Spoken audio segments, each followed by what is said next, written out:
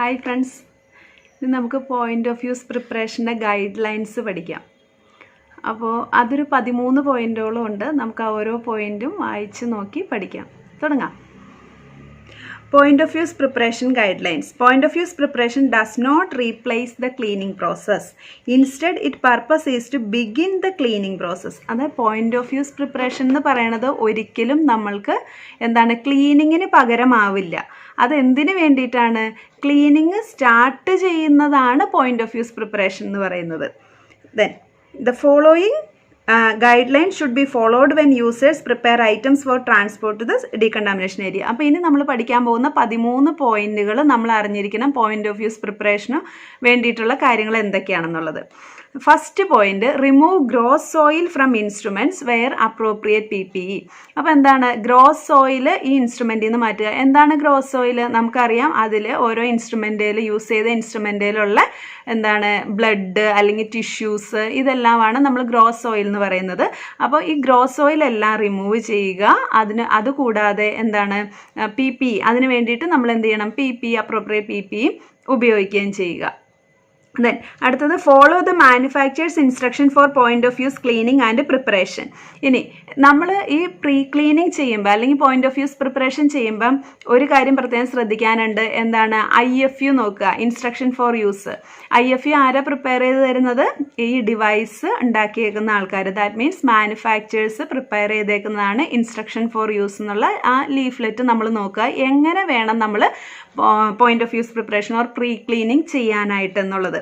For example, flexible fiber optic endoscope manufacturers typically suggest that water and enzymatic solution be suctioned through the scope suction channel at the end of a procedure to pre-clean the suction channel. അത് എന്താണ്? നമുക്കറിയാം, എൻഡോസ്കോപ്പിയിലൊക്കെ ഉപയോഗിക്കുന്ന എൻഡോസ്കോപ്സ് ഒക്കെ നമുക്കറിയാം വളരെയേറെ length കൂടിയതാണ്, narrow lumen ആയിട്ടുള്ള instrument ആണ്, ഒരു എക്യുപ്മെൻ്റ് ആണ്. അപ്പോൾ ആ ഡിവൈസ് യൂസ് കഴിഞ്ഞ ഉടനെ എന്ത് ചെയ്യണമെന്നാണ് മാനുഫാക്ചേഴ്സ് സജസ്റ്റ് ചെയ്യുന്നത്? വാട്ടറും എൻസൈം സൊല്യൂഷനും സ്കോപ്പിൻ്റെ സക്ഷൻ ചാനൽ വഴി അപ്ലൈ ചെയ്തിട്ട് പെട്ടെന്ന് തന്നെ അത് സക്ഷൻ ചെയ്തെടുക്കണം. എന്തിനു വേണ്ടിയിട്ടാണ്? അതിൻ്റെ ഈ സക്ഷൻ ചാനലിൻ്റെ ഉള്ളിലുള്ള സോയില്, ഗ്രോസ് സോയിൽ പോകാൻ വേണ്ടിയിട്ട്. അത് IFUയിൽ പ്രത്യേകം പറയുന്നുണ്ട്. അത് ആക്ച്വലി CSSDയുടെ ഡീകണ്ടാമിനേഷൻ ഏരിയയിൽ, അതായത് എൻഡോസ്കോപ്പ് ഇപ്പോൾ CSSDയിലാണ് റീപ്രോസസ് ചെയ്യുന്നതെന്നുണ്ടെങ്കിൽ അവിടെ എത്താൻ വെയിറ്റ് ചെയ്യാതെ തന്നെ പ്രൊസീജിയർ കഴിയുമ്പോൾ തന്നെ നമ്മൾ ആ പ്രീ ക്ലീനിങ് പ്രോസസ്സ് സ്റ്റാർട്ട് ചെയ്യണം എന്ന് IFUയിൽ പ്രത്യേകം പറയുന്നുണ്ട്. ദെൻ അടുത്തത്, they also state that the shaft should be wiped to remove the gross soil. അതുപോലെ തന്നെ സ്കോപ്പിൻ്റെ ഷാഫ്റ്റും വൈപ്പ് ചെയ്യണം ഗ്രോസ് സോയിൽ റിമൂവ് ചെയ്യാൻ വേണ്ടിയിട്ട്. അടുത്ത point, separate reusable sharp from other instruments. നമുക്കറിയാം റീയൂസബിൾ ഷാർപ്പ്, വീണ്ടും ഉപയോഗിക്കാവുന്ന ഷാർപ്പ് ഇൻസ്ട്രുമെന്റ്സ്. നമുക്കറിയാം സ്കിൻ ഹുക്ക്, പിന്നെന്താണ് സിംഗിൾ ഹുക്ക്, ഡബിൾ ഹുക്ക്, ഇതൊക്കെ നമുക്കറിയാം. ഇങ്ങനെ ഷാർപ്പായിട്ടുള്ള ഐറ്റംസ് എല്ലാം മറ്റ് ഇൻസ്ട്രുമെന്റിൽ നിന്നും ഒന്ന് സെപ്പറേറ്റ് ചെയ്ത് വെക്കുക. Then cutting with sharp points or edges. Place instruments with sharp points or edges such as reusable needles, cutting edges and skin hooks in a separate container so they can be easily identified and to reduce the risk of injuries from sharp. അത് എന്തിനു വേണ്ടിയിട്ട് അങ്ങനെ പറയുന്നത്? വേറെ കണ്ടെയ്നറിൽ, അതായത് ആ സെറ്റിൻ്റെ കൂടെ തന്നെ ഒരു ചെറിയ കണ്ടെയ്നറിനകത്താക്കി മാറ്റി വയ്ക്കുക. കാരണം എന്താണ്? അത് ഈസി ആയിട്ട് ഈ ഷാർപ്പ് ഐറ്റംസ് വാഷിംഗ് ഏരിയയിൽ, നമ്മളുടെ വാഷിംഗ് ഏരിയയിലുള്ളവർക്ക് ഈസി ആയിട്ട് ഐഡൻറ്റിഫൈ ചെയ്യാനും പറ്റും. അതുപോലെ തന്നെ അതെന്താണ് ഇഞ്ചുറി, അതുകൊണ്ട് തന്നെ അതിൽ നിന്നുണ്ടാകുന്ന ഇഞ്ചുറിയുടെ റിസ്ക് കുറയാനും സാധിക്കും. ദെൻ അടുത്ത പോയിന്റ്, സെപ്പറേറ്റ് റീയൂസബിൾ ലിനൻ. ഇപ്പം നമ്മൾ 3 പോയിന്റ് പഠിച്ചു കഴിഞ്ഞു. 1 ഗ്രോസ് ഓയിൽ റിമൂവ് ചെയ്യുക, 2 IFU ഫോളോ ചെയ്യുക, 3 റീയൂസബിൾ ഷാർപ്പ് സെപ്പറേറ്റ് ചെയ്ത് കണ്ടെയ്നറിൽ തന്നെ വെക്കുക. ദെൻ അടുത്തത് ലിനൻ, റീയൂസബിൾ ലിനൻ സെപ്പറേറ്റ് ചെയ്യുക.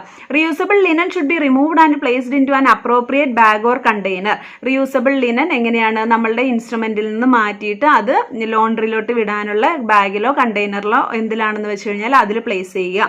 Users should take extra caution to ensure that small instruments are not mistakenly included with the linen. അപ്പോൾ അതിൽ നമ്മൾ ശ്രദ്ധിക്കാനുള്ള കാര്യം, യൂസേഴ്സ് ശ്രദ്ധിക്കാനുള്ള കാര്യം, OTയിലുള്ളവർ അല്ലെങ്കിൽ പ്രൊസീജിയറൽ ഏരിയയിലുള്ളവർ ശ്രദ്ധിക്കാനുള്ള കാര്യം എന്താണ്? ഈ ലിനൻ്റെ കൂടെ മറ്റ് ചെറിയ ചെറിയ ഇൻസ്ട്രുമെന്റ്സ് ഒരിക്കലും ലോണ്ടറിയിലോട്ട് പോവാതിരിക്കാൻ. കാരണം ഇൻസ്ട്രുമെന്റ് മിസ്സിംഗ് സംഭവിക്കാനുള്ള ചാൻസ് ഉണ്ട്. അപ്പോൾ അതുകൊണ്ട് തന്നെ ലിനൻ വിടുമ്പോൾ പ്രത്യേകം ശ്രദ്ധിക്കുക. വേറെ ചെറിയ ചെറിയ ഇൻസ്ട്രുമെന്റ്സ് ഉണ്ടാവരുത് ആ കൂടെ.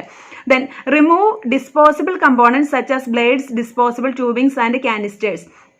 Sharp item should be placed in a hard sided container labelled biohazard. ഇത് നമ്മൾ കഴിഞ്ഞ വീഡിയോയിൽ പഠിച്ചതാണ്. എന്താണ് ഷാർപ്പ് ഐറ്റംസ് അല്ലെങ്കിൽ ഡിസ്പോസിബിൾ കമ്പോണൻസ്, ഡിസ്പോസിബിൾ സാധനങ്ങളെല്ലാം നമ്മൾ റീയൂസബിൾ സെറ്റിൽ നിന്ന് മാറ്റിക്കളയുക. നമുക്കറിയാം ഒരു സർജറി അല്ലെങ്കിൽ നമ്മൾ മെയിൻലി സർജറി ആണല്ലോ ചിന്തിക്കുന്നത്. ഒരു സർജറി കഴിഞ്ഞ് കഴിയുമ്പോൾ ഇഷ്ടംപോലെ ഡിസ്പോസിബിൾ ഐറ്റംസ് ഉണ്ടാവും ഡിസ്കാർഡ് ചെയ്യാനുള്ള. ആ ഡിസ്കാർഡ് ചെയ്യാനുള്ള ഐറ്റംസ് എല്ലാം നമ്മൾ ആദ്യമേ തന്നെ ഈ CSSDയിലിട്ട് വിടുന്നതിന് മുമ്പ് തന്നെ OTയിലുള്ളവർ എന്ത് ചെയ്യണം, അത് ഡിസ്കാർഡ് ചെയ്യണം. അപ്പോൾ എക്സാമ്പിൾ പറയുകയാണെങ്കിൽ സർജിക്കൽ ബ്ലേഡ് അല്ലെങ്കിൽ മറ്റ് ഡിസ്പോസിബിൾ ട്യൂബിങ്സ് ഇതെല്ലാം നമ്മൾ ഡിസ്കാർഡ് ചെയ്യണം. അതുപോലെ ഷാർപ്പ് ഐറ്റം പ്രത്യേകം ലേബൽ ചെയ്തിട്ടുള്ള കണ്ടെയ്നറിൽ, എന്ത് ലേബലിംഗാണ് വേണ്ടത്, ബയോഹസാർഡ് ലേബലിംഗ് ഉള്ള കണ്ടെയ്നറിൽ, ഹാർഡ് സൈഡഡ് കണ്ടെയ്നറിൽ വേണം വെക്കാനായിട്ട്. ദെൻ അത് ഡിസ്കാർഡ് ചെയ്യാനായിട്ട്.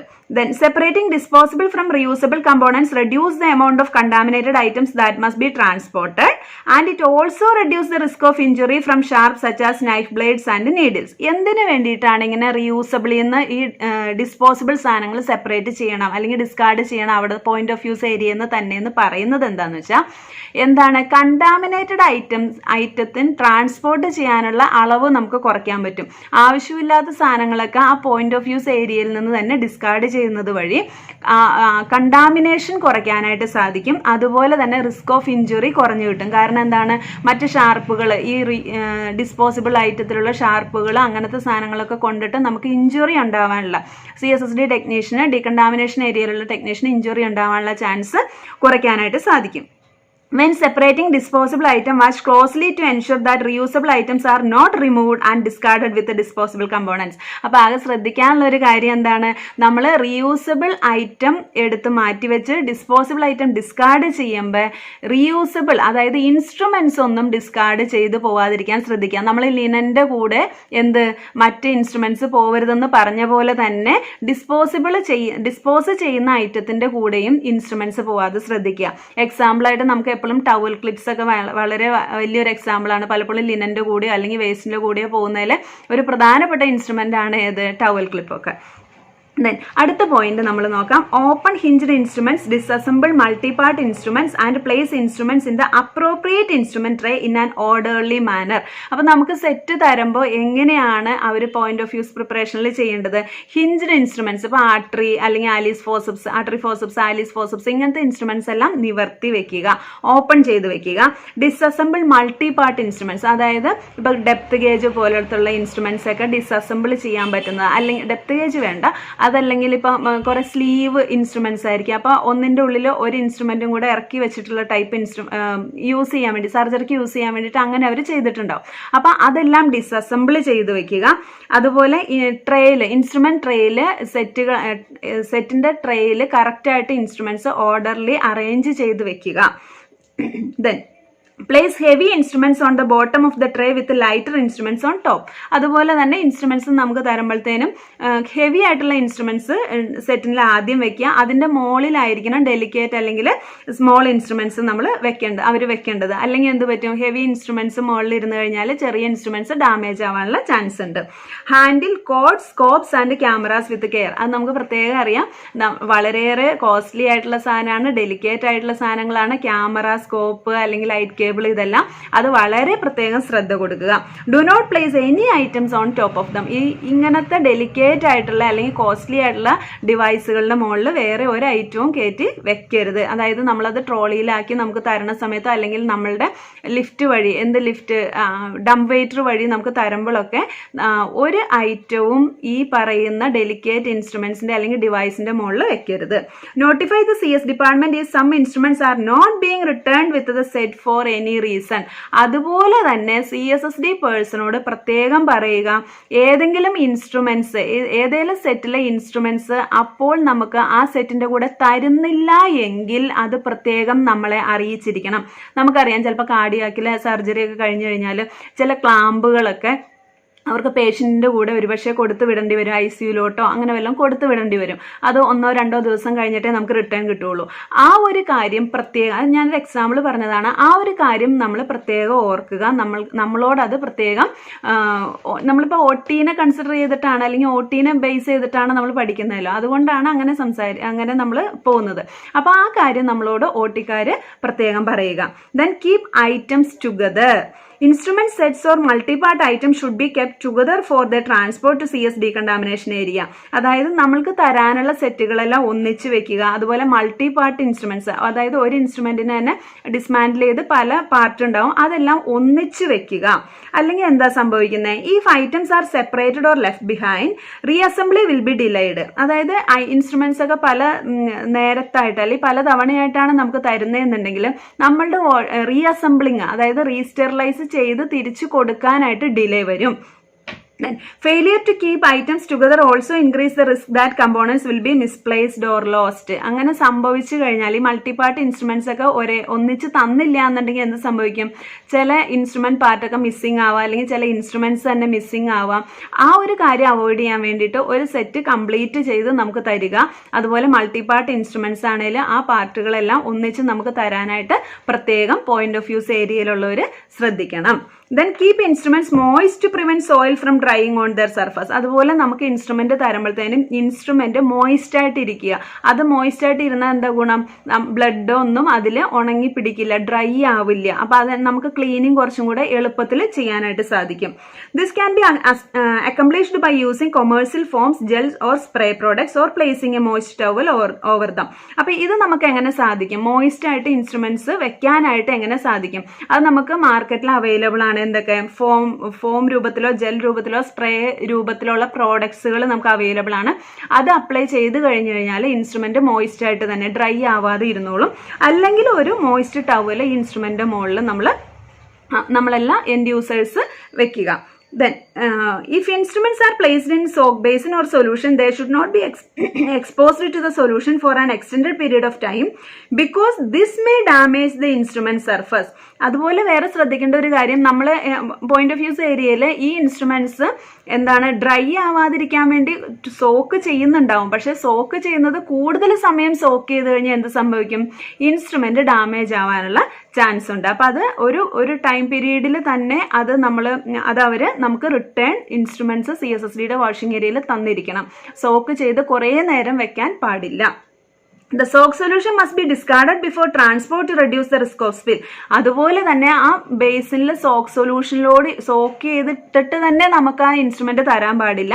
ആ സോക്ക് ചെയ്ത സൊല്യൂഷൻ ഡിസ്കാർഡ് ചെയ്തിട്ട് വേണം നമുക്ക് ഇൻസ്ട്രുമെന്റ്സ് തരാനായിട്ട്. കാരണം എന്താണ്? അല്ലെങ്കിൽ ട്രാൻസ്പോർട്ടേഷന്റെ സമയത്ത് ഈ സൊല്യൂഷൻ സ്പില്ല് ചെയ്യാനുള്ള, നിലത്ത് തുളുമ്പി വീഴാനുള്ള ചാൻസ് ഉണ്ട്.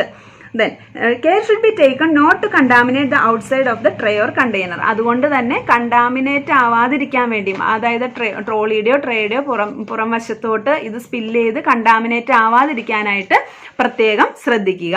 Then അടുത്ത പോയിന്റ് ആണ് empty fluids from containers.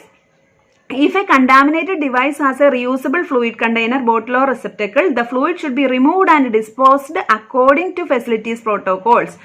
Disposable fluid containers should also be handled according to required facility procedures. ഇതിനകത്ത് നോക്കിയേ, empty fluid from containers. ഏതെങ്കിലും കണ്ടെയ്നേഴ്സ് CSSDയിലോട്ട് സ്റ്റെറിലൈസ് ചെയ്യാൻ വേണ്ടി തരാനുണ്ടെങ്കിൽ അതിലെന്തെങ്കിലും ഫ്ലൂയിഡ് ഉണ്ടെങ്കിൽ ആ ഫ്ലൂയിഡ് കളഞ്ഞതിന് ശേഷം മാത്രമേ നമ്മൾക്ക് ആ കണ്ടെയ്നർ നമുക്ക് തരാമുള്ളൂ.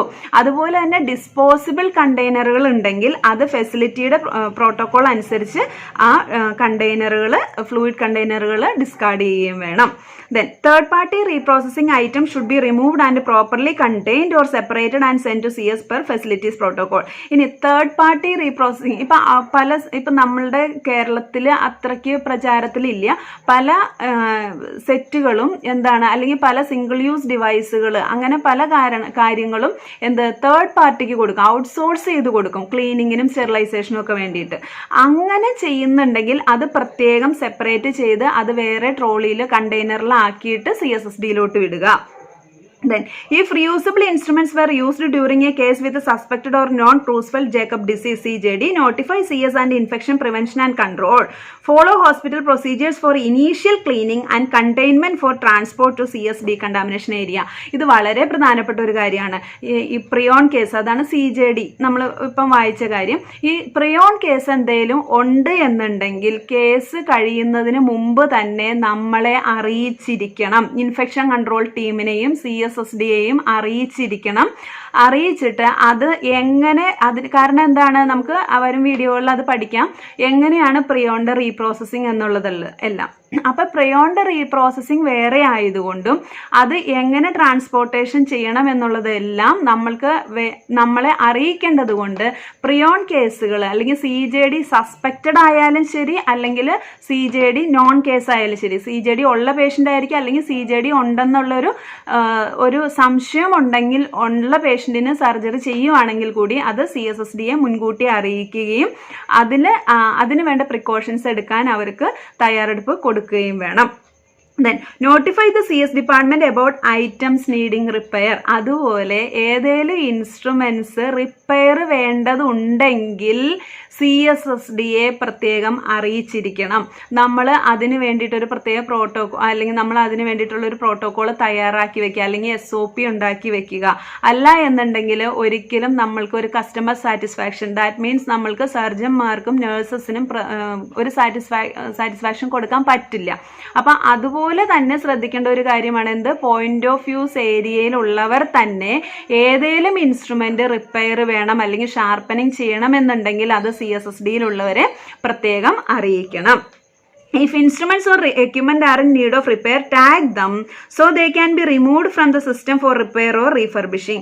അത് ഏത് ഇൻസ്ട്രുമെന്റ് ആണോ റിപ്പയർ ചെയ്യേണ്ടത് അതൊന്ന് ടാഗ് ചെയ്ത് വിടുക, ഒന്ന് ടൈ ചെയ്ത് വിടുക, അല്ലെങ്കിൽ എന്തെങ്കിലും രീതിയിൽ അതൊന്ന് നോട്ട് ചെയ്ത് ആ ഇൻസ്ട്രുമെന്റിനെ ഒന്ന് മാർക്ക് ചെയ്ത് വിടുക, ഇത് ഫോർ റിപ്പയർ ആണെന്നുള്ളത്.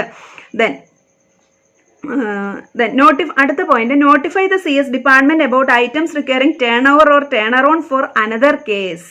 Do not automatically assume the department has this information. അതുപോലെ ശ്രദ്ധിക്കേണ്ട ഒരു കാര്യമാണ്, പോയിന്റ് ഓഫ് വ്യൂസ് ഏരിയയിലുള്ളവർ ശ്രദ്ധിക്കേണ്ട കാര്യമാണ്, പ്രയോറിറ്റി കൊടുത്ത് ചെയ്യേണ്ട ഇൻസ്ട്രുമെന്റ്സ്, എമർജൻസി ആയിട്ട് ചെയ്യേണ്ട ഇൻസ്ട്രുമെന്റ്സ് ഉണ്ടെങ്കിൽ അത് CSSD പേഴ്സണിനെ അറിയിക്കുക എന്നുള്ളത്. അല്ലാതെ വെറുതെ ഗസ് ചെയ്യരുത്, ഇത് ഇവര് CSSDക്കാര് സമയത്ത് തന്നെ തിരിച്ചു തരും എന്നുള്ളത് ഗസ് ചെയ്യരുത്.